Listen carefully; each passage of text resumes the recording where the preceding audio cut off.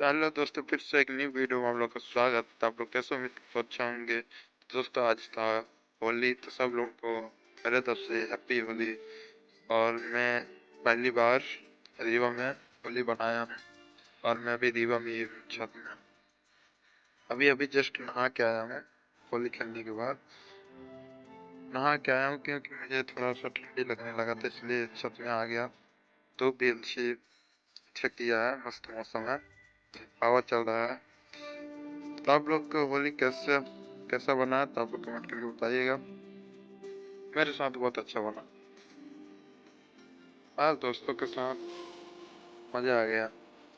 और जो दोस्त लोग हैं वो अभी नहीं है, क्योंकि नहा धो के अपने अपने रूम पे चले गए, इसलिए अभी साथ में नहीं है वो। आप वीडियो को लाइक शेयर कमेंट फॉलो कर दीजिए प्लीज।